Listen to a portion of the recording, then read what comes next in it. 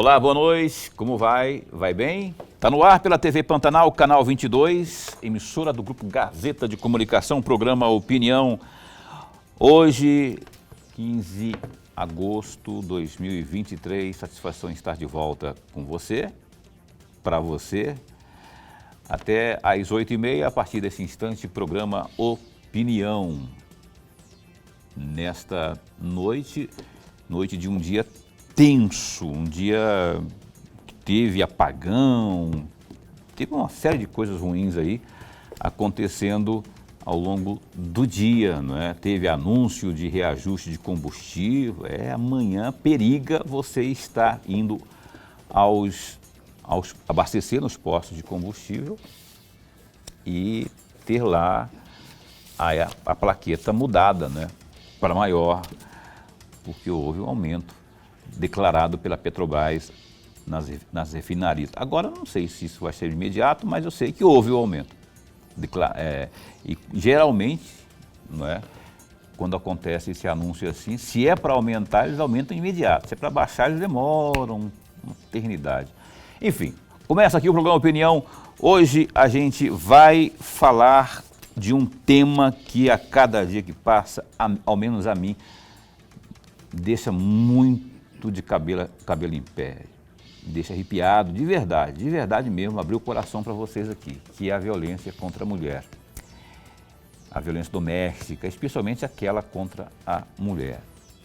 Nós acabamos de noticiar aí, não é, de anteontem, entre anteontem, ontem e hoje, não é, sobre mais um feminicídio que aconteceu aqui no estado de Mato Grosso, o 19º. Olha esse placar, 19 mulheres em 2023 tiveram suas vidas ceifadas pelo fato de ser mulher, pelo fato de ser mulher. E é triste, é absurdo, é revoltante. Estamos aqui, inclusive, para falarmos sobre isso e outras questões mais ligadas a essa área, porque está a postos com a gente aqui a doutora Rosana, mais uma vez, Rosana Leite, ela que é defensora pública do estado de Mato Grosso, não é? Do Núcleo exatamente de Defesa da Mulher, o NUDEM. A doutora Rosana vem mais uma vez aqui para a gente trazer mais luz, jogar mais luz a isso aí. E eu sei que está faltando alguma coisa está fora da ordem, que não pode acontecer isso que está acontecendo no estado de Mato Grosso. Tem esse título horrível, horrendo, de líder no ranking de feminicídio. Enfim, vamos abordar muito. O Lorenberg sempre traz esse placar aqui. Eu já ficava de boca aberta quando ele falava 18. Né? Ele falou na semana passada aqui isso. Agora mais um, para nossa triste estatística, né? E detalhe, não é só na camada mais baixa, isso é um assunto que eu quero também abordar com a doutora Rosana aqui, porque não tem cara, não tem face, é um negócio maluco. Vamos tentar dirimir as dúvidas, enfim, colocar mais luz nisso aí, para que a gente possa somar forças. E aí você que está assistindo é muito importante nessa engrenagem toda. Aliás, talvez a parte mais importante, que você está aí no dia a dia, de repente você é vizinho de alguém que está sendo agredida, ou verbalmente, ou fisicamente, enfim. Então você tem o dever civil, a hombridade, a decência, a obrigação propriamente quase, né, de denunciar, porque a sua denúncia pode salvar uma vida. Enfim, eu fico indignado, acabo desabafando também, mas a gente vai falar muito sobre isso no programa de hoje. Lorenberg Alves, boa noite. Boa noite, Paulo Coelho, e um grande abraço, mas um grande abraço mesmo a todos os nossos telespectadores, a razão maior do nosso programa. Essa estatística que eu falei aqui é verdadeira, 19 mesmo, né? 19. 18 no primeiro semestre e uma no segundo semestre. Você já imaginou se 18 de um lado e 18 do outro? Deus me livre, guarde um negócio desse. Porque se não frear isso aí, Se não frear isso aí, e como se freia isso? Rosana Leite responde. Ela tem noção das coisas, como, pelo menos sugestões, eu sei que a gente vai pelo menos ouvir aqui. Muito bom tê-la aqui, doutora. Obrigado por ter saído. Não veio, que eu não estou vendo ele por ali. Mas eu vou contar uma coisa para a senhora. Não quero causar desavença familiar. Ele veio sem a senhora. Acho que a senhora não está sabendo disso. Estou falando agora ao vivo. Doutor Gonçalo veio, o Saíto, ele veio aqui há uns 10 dias sem a senhora. Então. Ah, a senhora sabia? A senhora ficou sabendo? Ligou a televisão. De casa. Ah, a senhora viu, né? Bom tê-la aqui, obrigado. Brincadeira, viu? Eu quero convidá-lo para vir aqui para filosofarmos aqui, não é? Para a gente falar o programa inteiro de filosofia e sociologia. Obrigado por ter vindo. Eu é que agradeço, Paulo. Infelizmente, estatísticas tristes, né? Boa noite, professor Lorenberg. Agradeço muito o convite. Eu acho que é sempre bom, apesar de difícil falar da violência contra as mulheres, mas é sempre bom nós sempre trazermos o assunto, a questão. Eu digo que é a questão porque merece debate, merece pensarmos a respeito. Se é uma questão, então nós temos que debater muito, falar muito sobre o assunto. Soubesse a chave para acabar com tudo isso, né? Nós somos referência na aplicação da Lei Maria da Penha aqui em Mato Grosso, no que diz respeito ao sistema de justiça, Poder Judiciário, Defensoria Pública e Ministério Público, mas infelizmente enfrentamos esses números lamentáveis de violência contra as mulheres, sendo o terceiro do país, segundo o Anuário de Segurança Pública, que mais assassina suas mulheres, que mais mata suas mulheres. Terceiro direto ou proporcionalmente terceiro? Proporcional, né? Proporcional. É triste, é uma marca muito triste, né? Muito triste, muito triste. É lamentável, porque principalmente os feminicídios, eles são delitos anunciados, e eu não canso de dizer isso. Se eles são anunciados, como você falou, onde está o erro? Eu ainda reputo que o erro está no poder público. Acho que todos nós estamos errando de alguma forma, porque desde o advento da Lei Maria da Penha, que a violência contra a mulher não é o enfrentamento da violência contra a mulher, principalmente no âmbito doméstico e familiar, não é de responsabilidade da família. É de responsabilidade do poder público. Se crimes estão acontecendo dentro de casa, então é o poder público que tem que reprimir, que tem que agir, que tem que extirpar essa situação. Tá, concordo com a senhora. Vamos conversar mais sobre isso, como que o poder público poderia estar agindo, não é? Como que podemos estar traçando, buscando, envolvendo todo mundo em busca de soluções para amenizarmos, pelo menos amenizarmos, só que resolver de uma vez por todas é muito complicado, mas é possível resolver. Talvez não de uma vez por todas, mas resolver, acredito que sim. Envolver escolas, enfim, envolver todo mundo, não é? Envolver todo mundo. Lorenberg. Professor, antes de mais nada, registrar a nossa alegria. Mas é muito bom mesmo tê-la aqui no nosso bate-papo, nós ganhamos muito. E toda vez que a senhora vem aqui, eu tenho um monte de temas que eu gostaria de conversar, embora o tempo possa não ser suficiente para fazê-lo. Dessa vez eu fui um pouco mais, reduzi um pouco a minha lista, mas assim mesmo ainda ficou comprida e eu dividi em 3 blocos. Provavelmente nós não teremos tempo para falar sobre o primeiro bloco sobre o feminicídio, não o bloco do programa, o bloco das minhas perguntas sobre o feminicídio, o segundo sobre aborto, que eu gostaria muito de ouvi-la, e o terceiro sobre exatamente o feminismo. Quase eu fui falar feminicídio, não, é feminismo.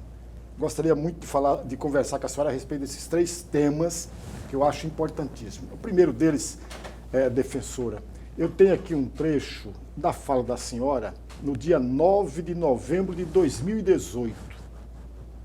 A senhora ouvia, naquela oportunidade, detentos sobre os assassinatos. E aí a senhora fez a afirmação, entre aspas, a principal violência a ser enfrentada é dentro de casa. Quando perguntei aos detentos por que cometeram feminicídio, a maioria respondeu que vivenciaram violência doméstica na infância. A maioria disse que cometeu o crime porque não se conformava com o fim do relacionamento. Outros relatam que mataram a mulher porque não sentiam que a vítima era somente deles.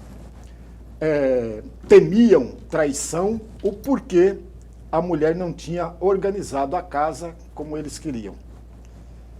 Fecham aspas. E aí eu tenho duas perguntas, defensora, e vou fazer as duas juntas. A primeira delas, na opinião da senhora, o fato de uma pessoa ter, quando criança, vivenciado ou presenciado, ou as duas coisas, quando criança dentro de casa, justifica que essa mesma criança, agora adulta, cometa essa violência?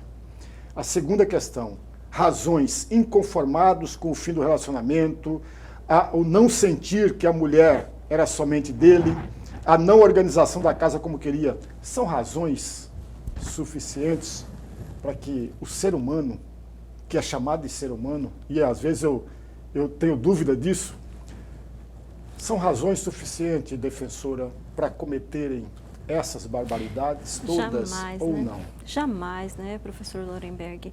Essa fala foi o seguinte: em 2014, no final do ano de 2014, quando o Congresso Nacional foi pensar sobre o feminicídio, sobre esse homicídio qualificado, sobre positivar o feminicídio como homicídio qualificado, quando estava se pensando em trazer o feminicídio para a legislação, positivando no Código Penal brasileiro, eu fui uma das defensoras chamadas para a discussão. À época nós tínhamos a Secretaria de Política para as Mulheres, que temos agora novamente, e nessa discussão nós falávamos a respeito de homens que foram ouvidos. Não fui eu que ouvi esses homens foram ouvidos à época em uma pesquisa que nos foi apresentado nessa oficina que eu participei, quando se pensou em positivar o feminicídio no país.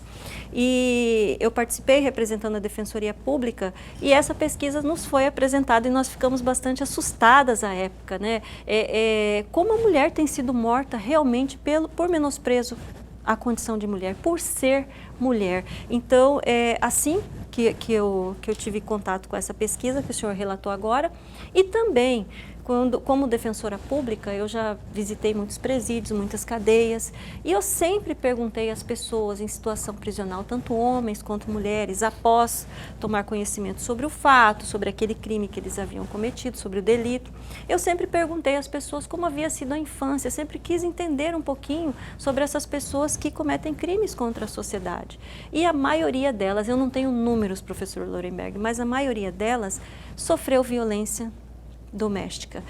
Na infância, presenciou a mãe, presenciou a avó, a tia, alguém sendo vítima de violência, e hoje essas pessoas trazem esse trauma, e muitas dessas pessoas também foram vítimas de violência sexual. É claro, eu não estou aqui justificando o cometimento de crime por ninguém, mas eu quero mostrar para a sociedade o quanto a violência contra a mulher, ela externa os muros das nossas casas e atinge a toda a sociedade.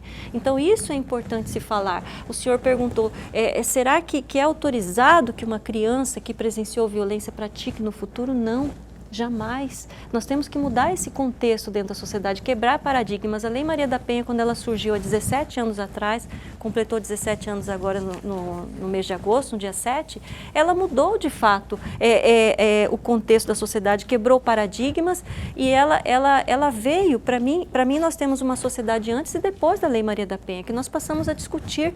Se lembra de um Enem que trouxe a discussão de violência doméstica para a redação? Quantas famílias, eu fiz até um artigo à época, quantas famílias não discutiram a violência contra as mulheres naquele dia? Quantos pais, quantas mães? E aí, filho? E aí, filha? Qual foi o tema da redação, que é o que mais se fala nos vestibulares e agora no Enem? Foi a violência contra as mulheres, foi a violência doméstica. Então, trouxe essa violência para discutir. Então, o poder público, quando nós falamos de violência contra as mulheres, muitas vezes pensa, mas violência contra as mulheres não atinge a todo mundo. Atinge sim. Atinge a todos e a todas nós. E nós precisamos ter essa realidade. E o poder público tem que entender. Quando eu falo poder público, eu falo de todos os poderes, instituições, órgãos, entidades civis organizadas, todas as pessoas, os entes que devem atuar nesse enfrentamento à violência contra as mulheres. Então, nós temos que entender que atinge sim a toda a sociedade uma violência que acontece em um minúsculo quadradinho de casa. Essa é a minha preocupação. E aquela criança que cometeu violência que viu o cometimento de violência contra a mãe, contra a avó, contra a tia, é claro, ela pode não cometer, como ela pode ter aquilo naturalizado na vida dela, como a menina também. A menina que viu a mãe, a avó apanhando em casa, sendo vítima de xingamentos e tal, que também é violência psicológica, ela também pode achar isso natural e aceitar no futuro. Então, são situações que nós temos que pensar, são reflexões que nós temos que trazer para a sociedade para se mudar essa cultura do estupro que nós vivemos. Respondeu, né, Lorenberg? As suas duas perguntas. Então, doutora, você falou da questão do Enem, aí eu fico pensando assim, eu, particularmente, gostaria de ver esses temas nas escolas, mas não como o Dia da Árvore, que é uma vez por ano, Dia do Índio, todo mundo se veste índio, Dia da Árvore, todo mundo planta árvore. Eu gostaria de ver com mais constância, não precisa todo dia, nem toda semana, mas com constância a discussão lá. Como que se faria isso? Eu, estrategicamente, não sei, mas eu posso dar um exemplo aqui que pode servir de referência. Há pouco tivemos aqui uma celeuma da questão da violência nas escolas. Conta de algo que aconteceu em Santa Catarina, que não sei o que e tal, aí aqui surgiram ameaças na internet e tudo mais. Naquela ocasião, naquela época, as forças de segurança, aí eu estou falando especialmente da Polícia Militar e Polícia Civil, esse pessoal, essas entidades, esse pessoal disponibilizou autoridades, sejam tenentes, delegados, que foram às escolas prestar palestra sobre o tema. Por que nós não podemos levar o mesmo formato para as escolas com constância? Sim. Não, eu não estou falando só das forças de segurança, também das forças que estão no front, Polícia Militar principalmente, está no front ali. Mas levar essas palestras com constância. Sim. Eu sei que não faz parte da grade curricular, mas pode, por determinação da prefeitura, no caso do município, ou do governo, da SEDUC, no caso do Estado, de promover, abrir, poderia partir até da Defensoria, do Ministério Público, a proposta. Daqui a pouco, a criança, especialmente o pessoal do ensino fundamental, ensino médio também, não é? Para que esse pessoal absorva e levando para casa, eu tenho certeza que vai surtir efeito. No modo de ver, de analisar, até de sutilmente corrigir, ou de, enfim, interagir com o pai, com a mãe, não é? Porque não é certo. Alguma coisa tem que ser feita. Sim, a Lei Maria da Penha, ela traz políticas dentro no bojo da Lei Maria da Penha, no artigo 8º, diz justamente isso que você está falando, da importância da inclusão nos currículos escolares da não violência contra as mulheres.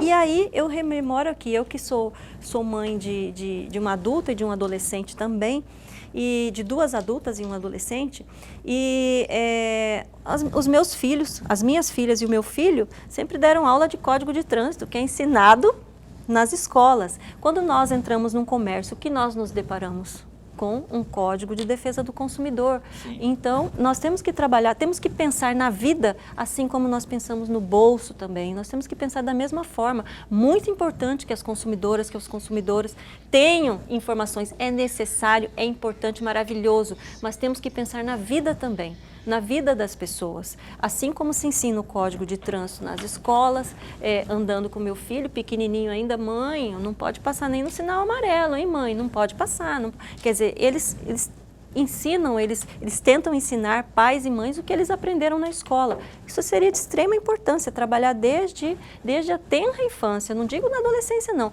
desde a primeira infância mesmo, o contexto da não violência contra as mulheres. E trabalhar na adolescência também as penas. Quais são as penas?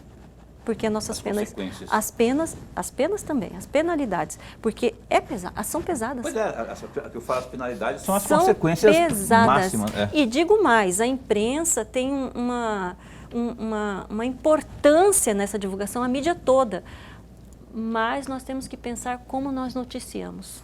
Jamais falar em crime passional. Passional vem de paixão.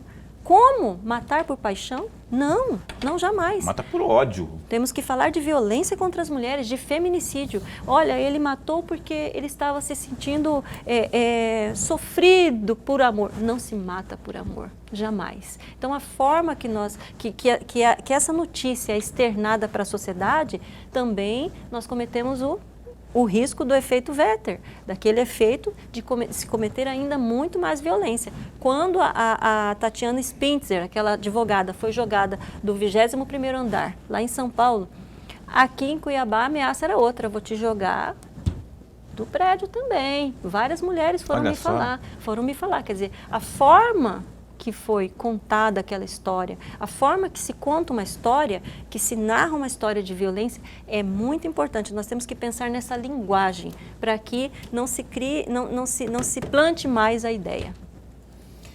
Concordo plenamente. E vamos fomentar isso aí, vamos mobilizar isso aí, para que isso vire, daqui a pouco possamos ter o código aí, não é? Esse código que o senhor falou aí, fez referência ao de trânsito, ao do consumidor, possamos também levar essa bandeira afixada aí no cotidiano das pessoas, seja aonde elas estiverem. O programa Opinião vai para um breve intervalo comercial e volta já já.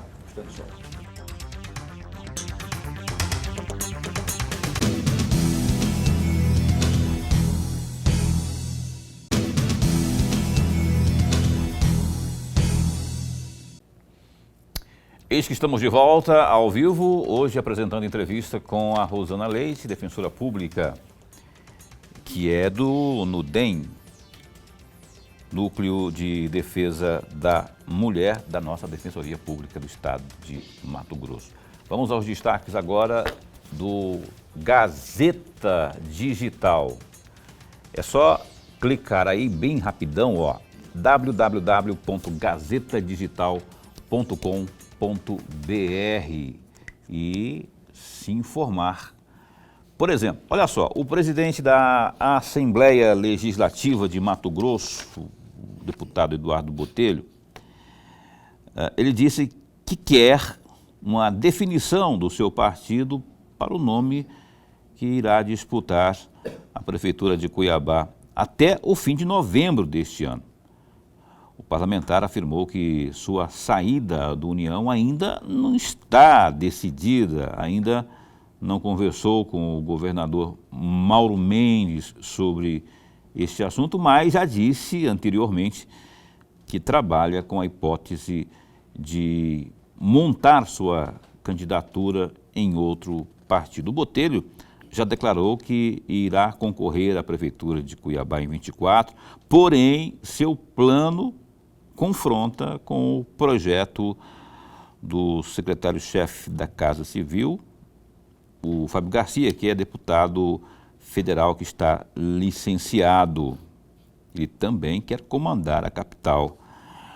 Uma disputa interna tem ocorrido dentro do partido, sendo que Garcia já recebeu declaração de apoio. Em entrevista recente, Botelho disse que está, aspas, trabalhando já com a hipótese de praticamente estar fora do União Brasil, já que, aspas, fecharam as portas para ele. No entanto, nesta terça-feira, dia 15, mudou seu tom e disse que ainda não conversou com o presidente do partido, nesse caso o governador Mauro Mendes, sobre sua saída. Aí ele fala, né? Não teve ainda, mas nós estamos tranquilos, tem muito tempo ainda. A eleição está muito longe, vamos com calma aí, porque tem mais de 15 meses para a eleição, então tem muita água para rolar. Primeiro, nós temos que fazer as preliminares para a Copa do Mundo. Calma aí. Não tem nada batido o martelo, fecha aspas, disse o Eduardo Botelho. Olha só, em entrevista na manhã desta terça-feira, o governador Mauro Mendes, do União Brasil, afirmou que o diálogo com o governo Lula, abre aspas, é muito mais presente, fecha aspas, do que era durante a administração de Jair Bolsonaro. Mauro foi apoiador de Bolsonaro nas eleições de 22, montando inclusive um comitê de campanha para o ex-presidente no estado. No entanto, desde o início do governo Lula, Mendes já participou de diversas reuniões com o presidente e também recebeu a visita dele em Mato Grosso, lá em Rondonópolis, no mês de março.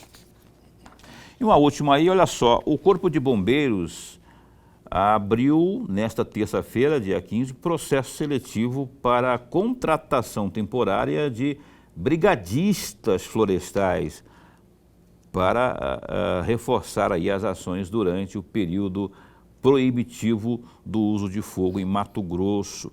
Preste bem atenção, hein? A remuneração bruta mensal será de R$ 2.400. As inscrições são gratuitas e podem ser feitas até o dia 20 de agosto, presencialmente em algumas unidades dos bombeiros. A jornada será de 44 horas semanais, no regime de plantão de 12 horas, seguido de 36 horas de descanso. O contrato será de 2 meses, podendo ser prorrogado desde que haja previsão legal.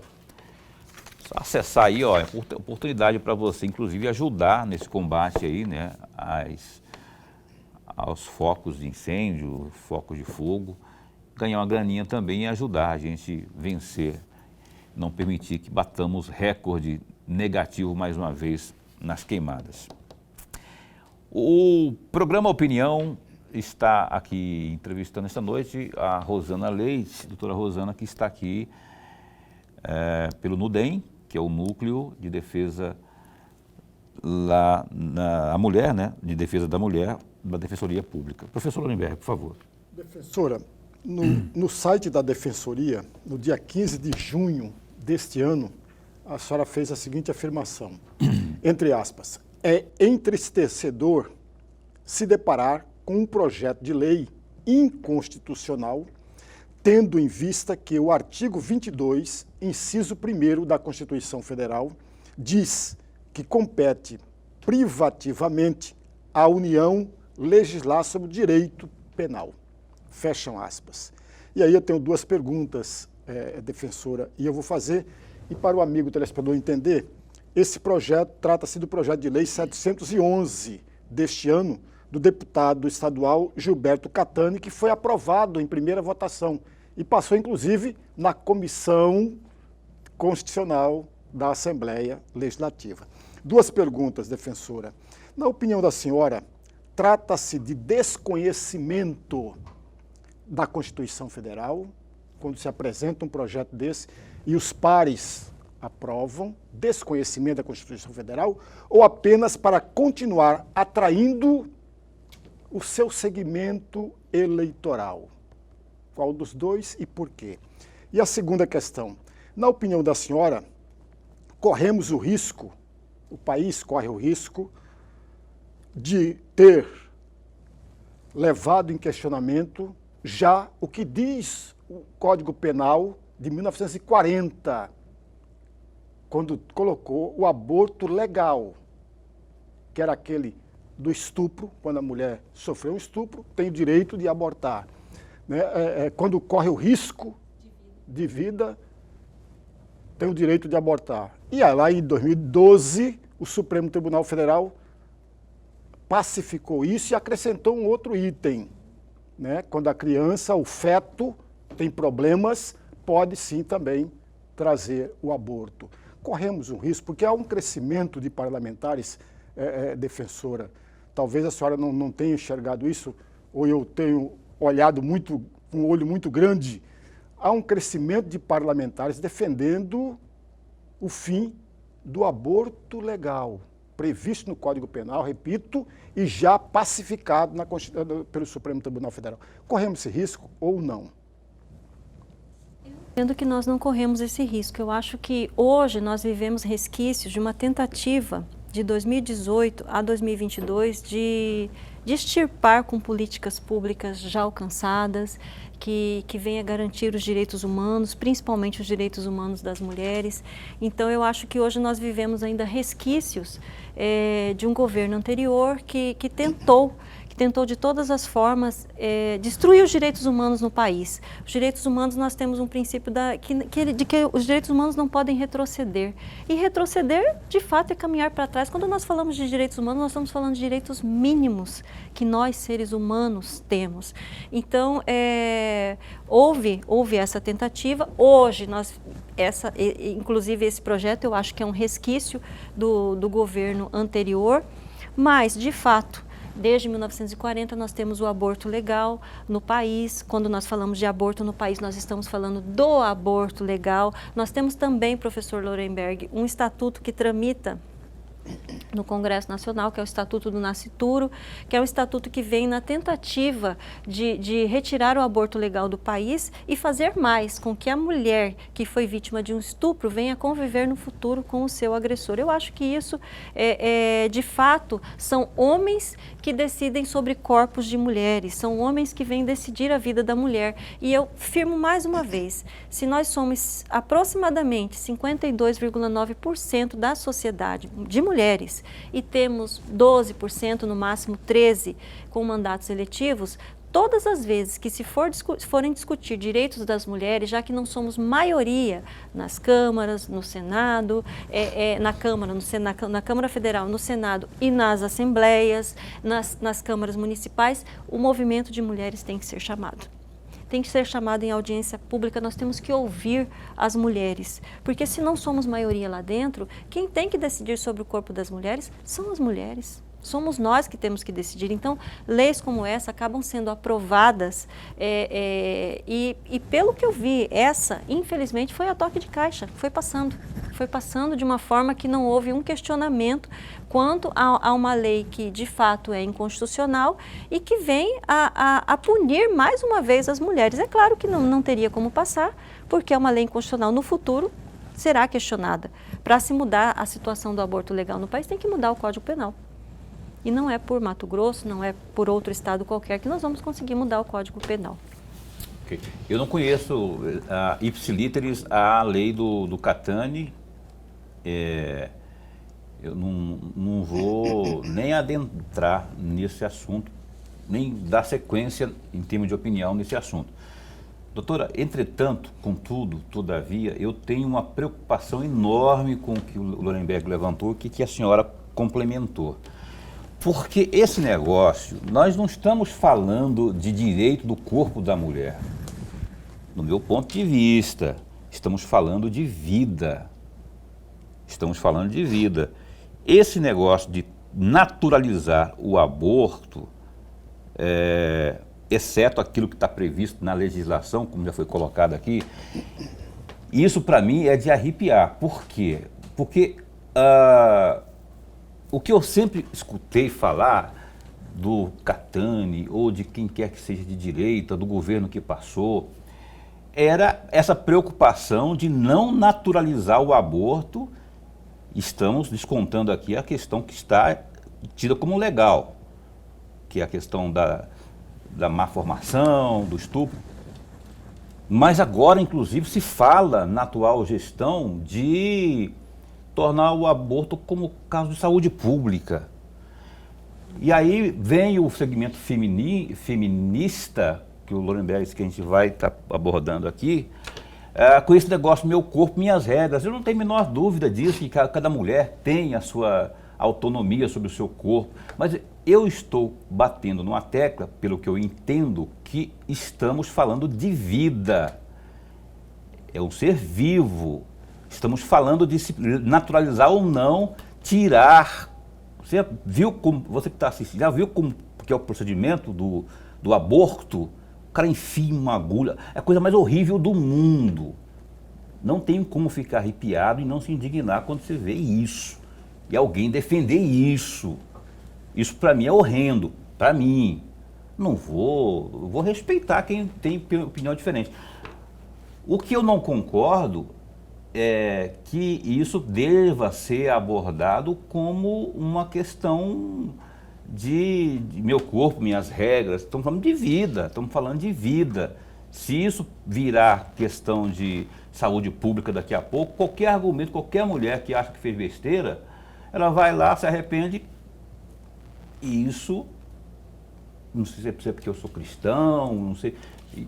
Não deve ser só por isso também, não, porque eu vejo gente que é cristã, ou se diz cristã também, que defende essa coisa de defesa de aborto como saúde pública.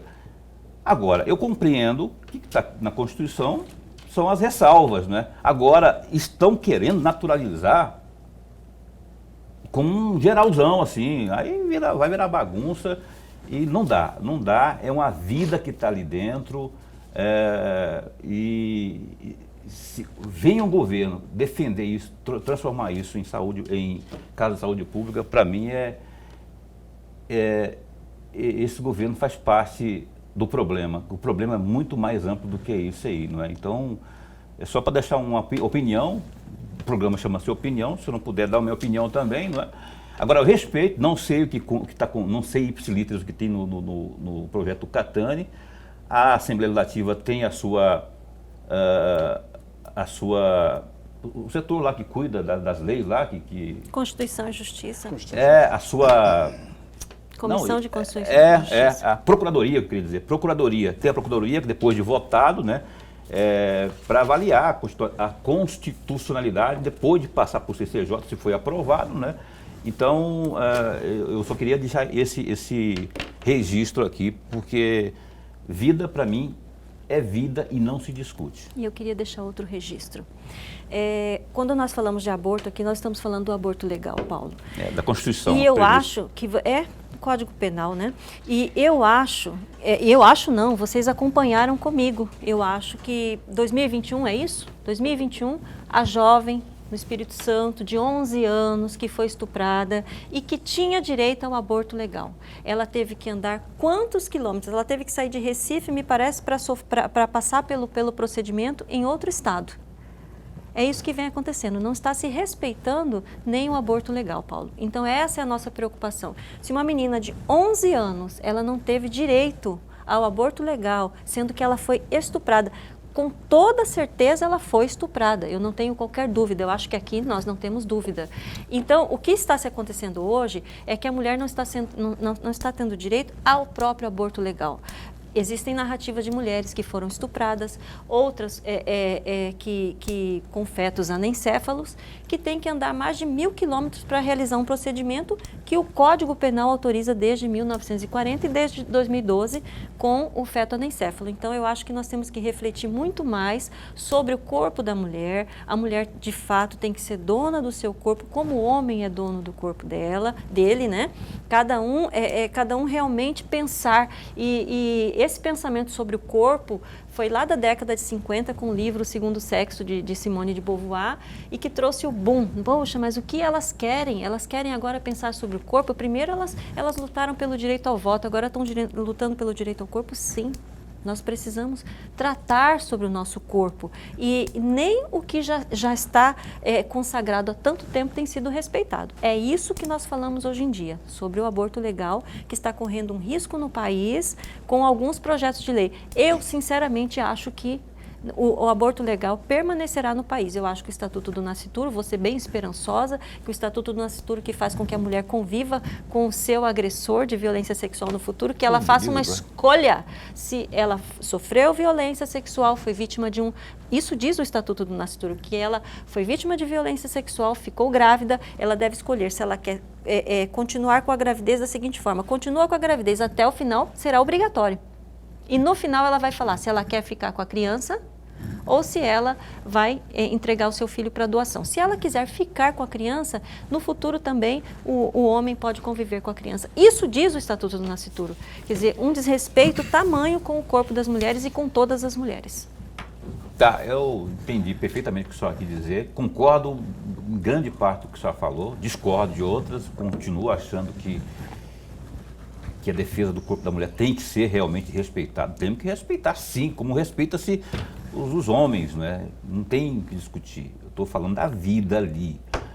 E também estamos falando sobre a luz da Constituição também. Eu não estou falando nada que não seja daquilo que está previsto na Constituição, não. Então, só do que falam, do que tentam politizar, do que buscam, né? Transformar isso em caso de saúde pública. Mas, sabe o negócio? esse assunto para durar um programa inteiro de discussão, assim, de debate, de pontos de vista, não é? Eu queria até aprofundar sobre Com certeza.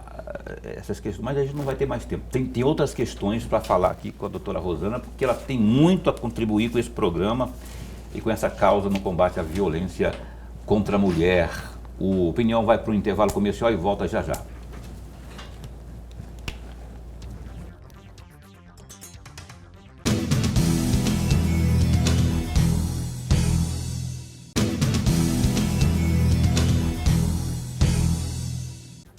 Ai, voltamos ao vivo, estamos aqui, Lorenberg está conversando comigo, eu converso com ele, a gente conversa aqui. Aqui é um outro programa, se a gente pudesse falar do que está nos bastidores, a gente fala aqui, a gente conversa aqui. Tem coisas que são impublicáveis, que a gente não fala, né? Mas é bacana porque a gente incorpora aqui, não é? E a Cris está ali só olhando, observando, né? A mãe, é a Cris, Cristiane. Cristiane. É a irmã dela, É que minha está irmã. ali. E é a assessora número 1 da doutora Rosana. Vamos aqui retomar eu queria que... Boca, põe por favor aí o site no ponto, da Defensoria. Ali eu estou enxergando, não, Lorenberg, você pode falar que está escrito ali embaixo, ali ali no rodapé, ali que está escrito ali. Me fala ali, você consegue enxergar? Ou então alguém dá... Bom, está no rodapé aí o site,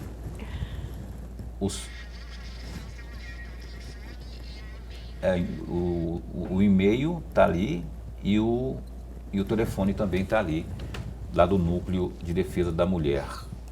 Para você, evidentemente, caso você queira contribuir com essa causa, denunciar, buscar amparo, buscar informações, enfim, o núcleo, eu queria que a senhora falasse, doutora Rosana Leite, ele funcionalmente serve para quê, assim, para as pessoas que estão assistindo, assim, alguém que está assistindo, eu gostaria muito de procurar, mas procurar para ser atendida em que sentido? Em todos os sentidos de violência, quando a mulher estiver passando por qualquer violência, preconceito, discriminação, não só dentro de casa, mas fora de casa também. 90% do que nós recebemos é de violência doméstica e familiar, mas temos outros fatos de violência nas ruas que as mulheres acabam passando também. Então, o Núcleo de Defesa das Mulheres, ele existe no Brasil inteiro, respeitando a história das mulheres, a Defensoria Pública respeitando a história das mulheres, massificou esse nome, NUDEM. Então, em todos os estados da federação, nós temos pelo menos um NUDEM. E esse núcleo ele foi muito bem recepcionado pela sociedade. O primeiro NUDEM que nós tivemos no Brasil tem mais de 30 anos no Rio de Janeiro, referência para todas as defensorias do NUDEM do Rio de Janeiro. E após o advento da Lei Maria da Penha, com a Lei Maria da Penha trazendo políticas públicas, trazendo a necessidade de especialização das entidades, dos órgãos, dos poderes que atuam na defesa das mulheres, o NUDEM se espalhou Brasil afora e nós fazemos esse atendimento. Que mulher, qualquer mulher que precisar de orientação, o NUDEM vai prestar essa orientação às mulheres. Doutor, antes de passar para o Lorenberg aqui, eu vou engatar mais uma perguntinha. Posso, Lorenberg? Só mais uma aqui? Por favor. Não, porque depois... O Lorenberg está com algumas pesquisas que ele fez aqui, eu gosto muito de deixar que ele fale tudo para não ficar nada para a próxima, porque ela vem aqui só daqui 2 anos, ela demora para vir aqui. Doutora, estávamos falando do programa começar que não tem mais essa coisa de... Aquela coisa, mas o feminicídio é coisa de camadas baixas, né, mais pobres. Não é verdade. A senhora conhecia a Cristiane, a vítima, a 19ª vítima? Conhecia. Sim, conhecia muito, advogada. Que era advogada. Foi servidora pública, a conheci nas setas. Aquela que foi vítima do filho do Carlos Bezerra também não era de classe baixa, não é? Quer dizer, não é uma coisa que está intrínseca ali às camadas mais baixas. De jeito nenhum. Se lembram quando a Lei Maria da Penha surgiu no país, lá em 2008, aquela atriz, eu posso falar porque foi um caso externado nacionalmente, a atriz Luana Piovani sofreu violência doméstica do seu namorado, à época do seu parceiro, não lembro se era namorado ou se já convivia com ela em casa. Eu sei que ela buscou o poder público, lavrou um boletim de ocorrência e pediu a proteção da Lei Maria da Penha. E houve dúvida do sistema de justiça, ela teve que recorrer para que ela tivesse a proteção da Lei Maria da Penha, porque não havia essa compreensão ainda. Poxa, uma mulher que é conhecida, uma celebridade, que não precisa dessa proteção, não. Não, não. O STJ, na época, declarou que qualquer mulher pode ser vítima de violência e pode, sim, fazer uso do amparo da Lei Maria da Penha. Com certeza, sem qualquer dúvida. Qualquer uma de nós, por isso que quando eu falo violência contra a mulher, eu falo no plural. Violência contra as mulheres. Qualquer uma de nós pode ser vítima e somos vários segmentos de mulheres que precisam de proteção. E eu não sei se há um estudo psicossocial já feito, alguma traça esse perfil. Por exemplo, eu penso, imagino, né, que uma mulher de classe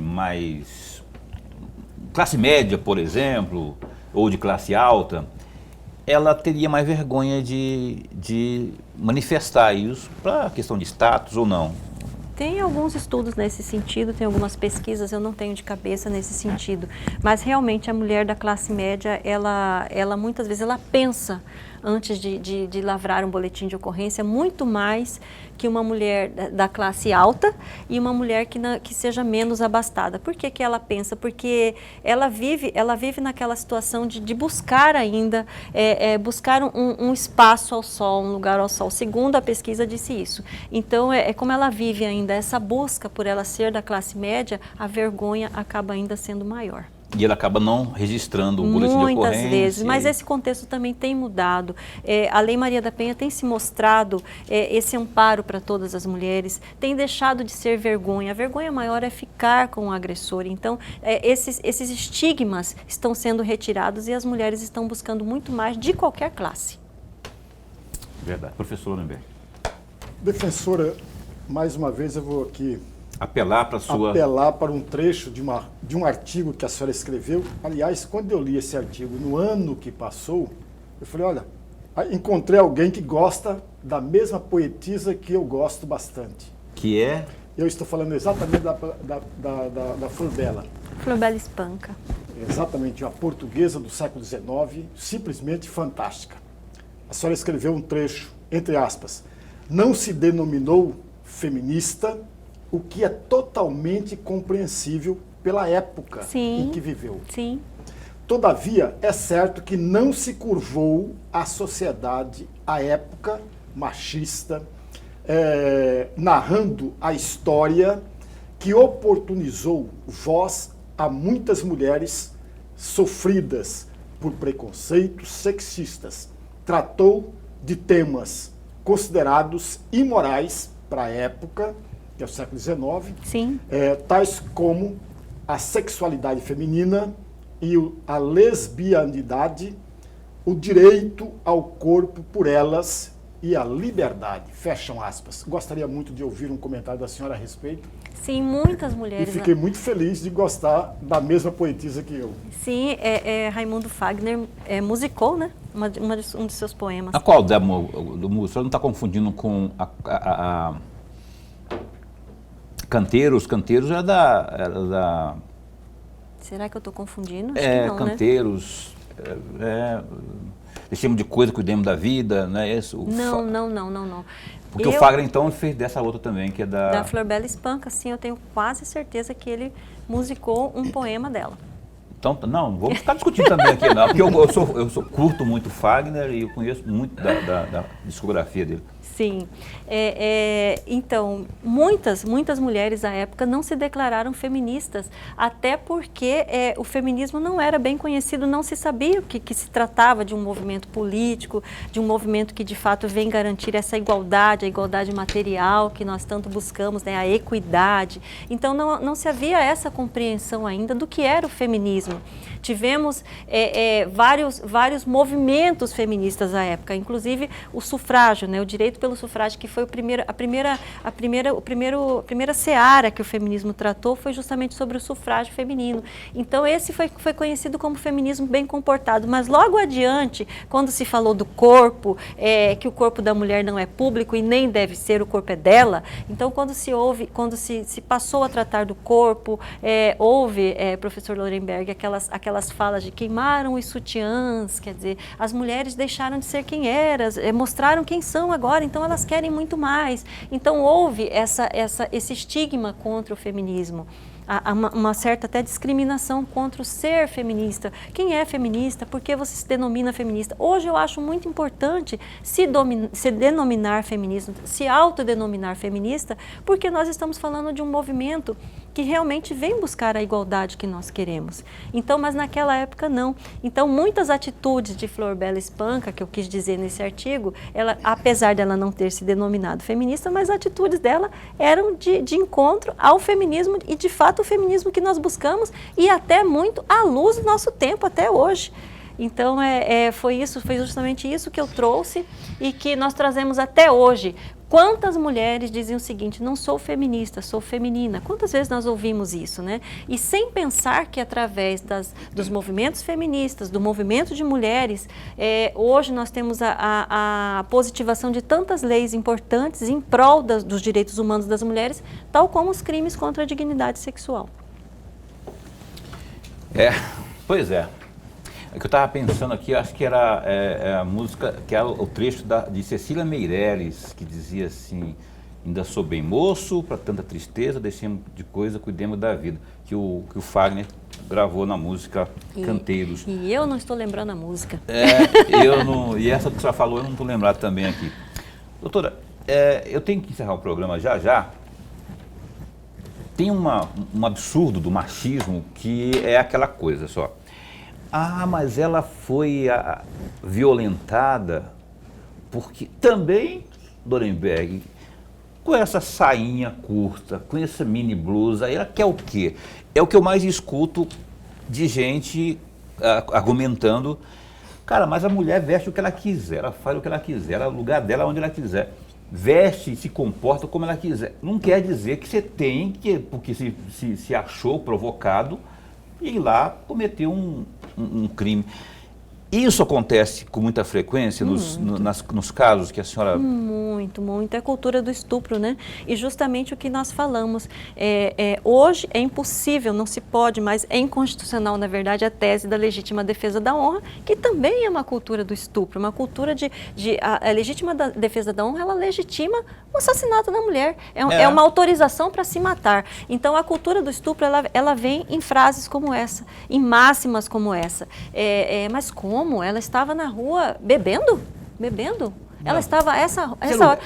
Olha que eu a vi dançando, hein? E sabe onde que eu vi isso que eu estou falando? Olha que eu a vi dançando. Em 2012, nós tivemos o assassinato de uma jovem lindíssima aqui em Mato Grosso, que até hoje não foi desvendado, a Juliene, lá no Campinho do Botafogo. Eu lembro desse. 30 de maio de 2012. Lá no CPA. Sim, e o corpo daquela mulher foi exposto. Seminua, amarrado por um pedaço da roupa. Das coisas mais e os comentários da época? O que Juliene estava fazendo 11 da noite dançando? Porque ela não podia estar dançando 11 da noite. Então, os comentários ainda trazem essa cultura do estupro. Aquela imagem não sai da minha cabeça. Foi lá no Campinho do Botafogo, no CPA 1, perto do Retirão. Hoje nós temos desenhado lá, né? Hoje há um desenho em homenagem a Juliene. E uma tristeza, até hoje é um crime que não foi desvendado. Não foi desvendado? Não, são 11 anos. Foi em 30 de maio, 30 ou 31 de maio, não me lembro, mas ou foi 30 ou foi 31 de maio do ano de 2012, que foi um ano sangrento para as mulheres. Lembro como se fosse hoje. Cara, é terrível. Doutora Rosana, eu queria continuar, mas a gente não tem mais tempo. Eu tenho que encerrar o programa aqui agora. Obrigado de verdade pela imensa contribuição que a senhora sempre traz aqui. Eu adoro entrevistá-la. O Lorenberg também gosta muito, que ele faz uma pesquisa, um catatal ali. E a gente logo vai estar proseando mais uma vez, desde que a senhora queira, né? Com certeza. Aqui. Obrigado por ter vindo. Um abraço para o Saíto. Eu é que agradeço, será dado imediatamente. Muito obrigada. Abraço e outras coisas que a senhora tem direito também. Fala para ele que logo a gente vai estar proseando mais aqui, convidá-lo para ele vir aqui também, para a gente falar de filosofia e psicologia e tudo que ele gosta, que nós gostamos também. Cristiane, né? Obrigado por ter vindo também respaldar aqui e assessorar a caríssima irmã, tá certo? Obrigado por ter vindo mais uma vez aqui. Chegou atrasada, quase que a gente não abre o programa por conta disso, mas tudo bem. Lorenberg, a gente se encontra amanhã. Até amanhã. A vereadora Maísa Leão, aqui por Cuiabá, vai estar conosco às 19h30 aqui, ao vivo, falando muito mais sobre o Parlamento Municipal no seu canal 22. Até lá, fica bem, fica com Deus também.